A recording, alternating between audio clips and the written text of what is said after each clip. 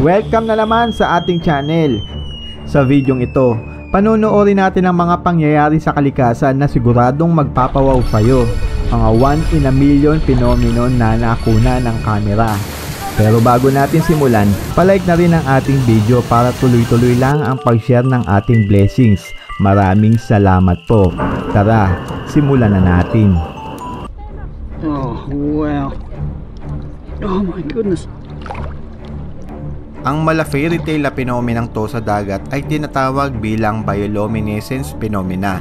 Nangyayari ito sa kombinasyon ng oxygen, enzyme at ang maliliit na microorganism na kung tawagin ay plankton. Nagniningning ito dahil sa chemical reaction. Ang plankton ay maliliit na bakterya na singliit ng alikabok na naninirahan sa dagat. Hindi ito tulad ng mga jellyfish na makate pag dumikit sa ating balat. Totally harmless ang plankton organism sa kalusugan ng tao. Check that out. I don't get much twinkle, yeah.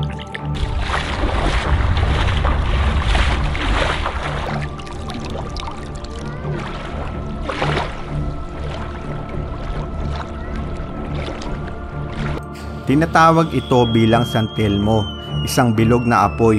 May mga kwentong probinsya na nangahabol daw ito. Ano sa tingin nyo? Nakita na ba kayo ng San Telmo? Ikwento mo nga yan sa ating comment section.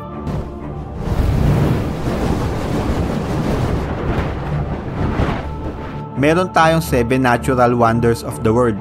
Kung magkakaroon man ng pang-8, isa ito sa mga nominado para sa akin, ang Earth Pyramid ng Italy. Dito mo lang makikita ang mga malalaking bulto ng bato na nakapatong sa tuktok. Base sa mga turista, parang nasa ibang planeta ang vibes ng lugar dahil sa kakaibang rock formation ng bundok. Base sa mga eksperto, nabuo ito million years ago mula pa nung kapanahunan ng Ice Age. Resulta ang kakaibang rock formation ng mga natunaw na yelo at pagbugso-bugsong ulan. Mala gateway to hell ang bundok na to sa China, kung saan makikita ang nagbabagang apoy sa ilalim ng lupa.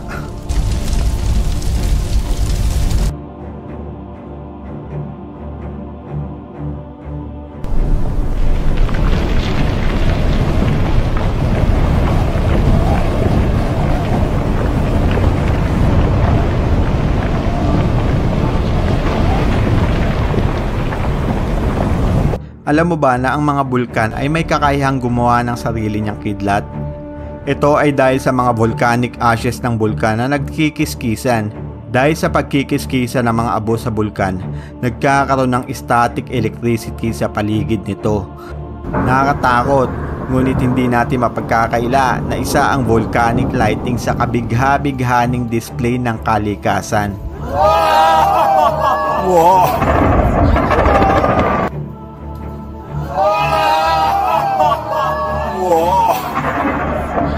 Tila nasa fantasy world ka pag napuntahan mo ang floating forest na to, ang green forest ng Wayang Lake na matatagpuan sa bansang China.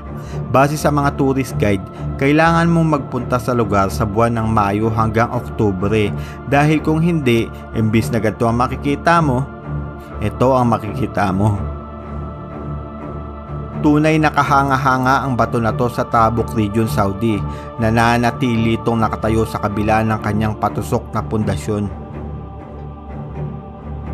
Nagulantang ang mga residente ng Santa Cruz, California, USA noong December 31. Bago sumapit ang bagong taon, sinalubong ng mini tsunami ang kanilang pantalan.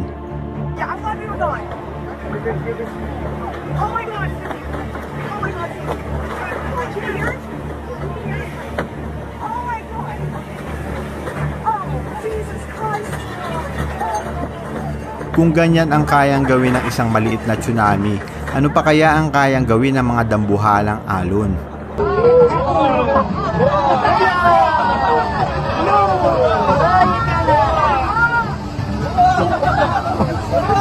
Panoorin ang video ng 2 mangingisda sa island na natrap sa dalampasigan, kung saan sinusubukan nilang isalba ang kanilang maliit na bangka nang bigla na lang umatras ang dagat.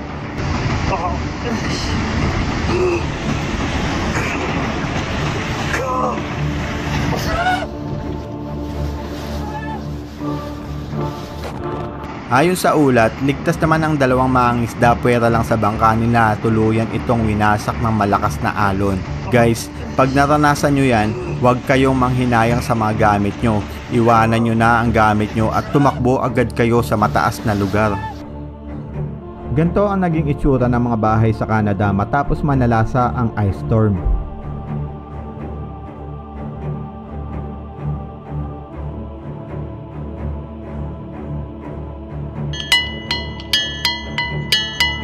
Animoy bakal ang mga bato na makikita sa Ringing Rocks Park ng Bucks County, Amerika.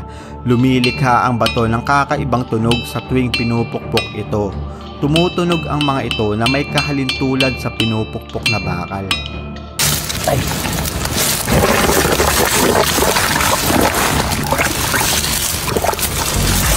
Pinagkaguluhan ng mga tao sa China ang putik na bigla na lang lumitaw sa kalsada. Base sa report, dahil daw ito sa foam na mula sa ginagawang excavation ng China sa ilalim ng kalsada. Tatawid ka pa rin ba pag nakita mo to sa kalsada?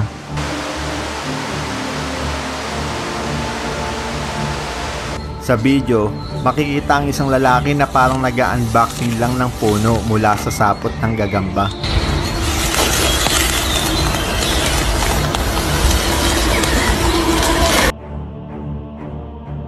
Libo-libong penguin ang nagsasama-sama upang paghandaan ang migration. Isa ang geyser sa mga nakakamanghang atraksyon. Safe naman ito dahil mainit na tubig lang ang binubuga nito mula sa ilalim ng lupa. Ngunit, may pagkakataon na nagiging out of control na ito. Yan nga ang nangyari noong July 23, 2024. Nagulan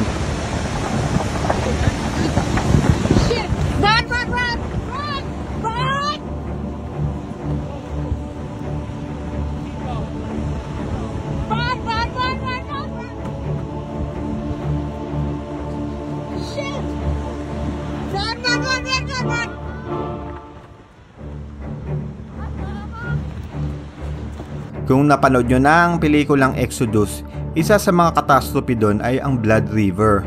Alam nyo ba na nangyari ito sa tunay na buhay? Base sa mga sabi-sabi, ang pag-ulan ng dugo ay nangangahulugan na may paparating na signos. Paliwanag naman ng mga eksperto, ito'y nangyayari pag humalo ang buhangin ng disyerto sa ulan.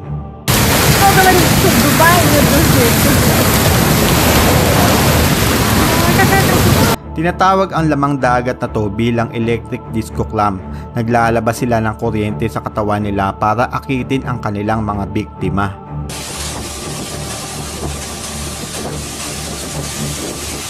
Nakakita ka na ba ng gantong phenomenon? Tinatawag ito bilang ice tsunami. May tatlong dahilan kung bakit ito nangyayari. Una, dahil sa strong winds o malakas na hangin. Pangalawa, temperature fluctuations o pagbaba ng temperatura. Pag nagsimula ng matunaw ang mga yelo, nangyayari ito. Pangatlo, changing water levels o pagbabago ng level ng dagat.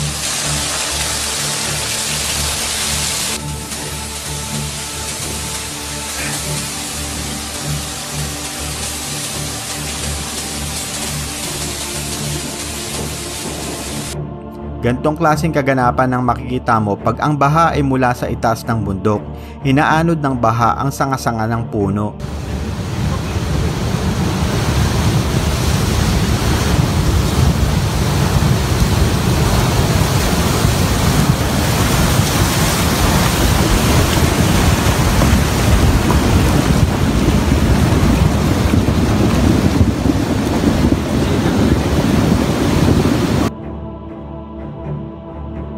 Tinatawag ang phenomena na to bilang reverse waterfall. Nangyari ito dahil sa malakas na hangin na tumutulak sa waterfall pabalik. Unlimited loop. Umaagos pababa ang tubig, hinahangin naman ito pabalik sa taas.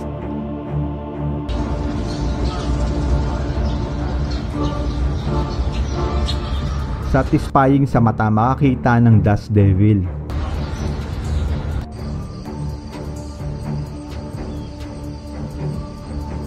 Nakakita ka na ba ng ganto sa mga ilog?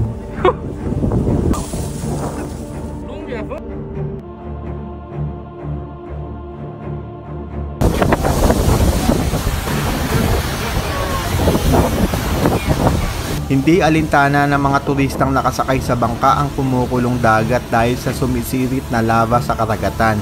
Kakayanin mo bang magpunta dyan?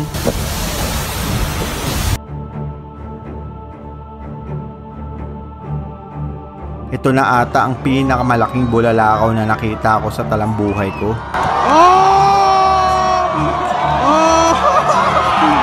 Isa sa mga dahilan ng mga turista kaya nila dinarayo ang Antarctica ay upang mapanood ng aktwal ang pagguho ng mga glacier ice.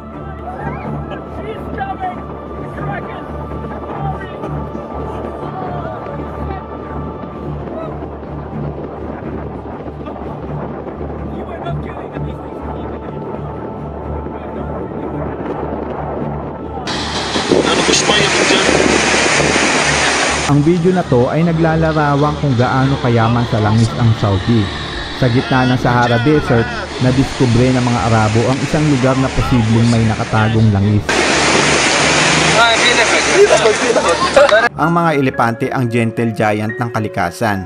Ngunit, alam mo ba na bukod sa sobrang bait ng hayop na to, isa din sila sa pinakamatatalino nilalang. Ayaw maniwala? Panoorin ang kanilang diskarte sa pagbaba ng bundok.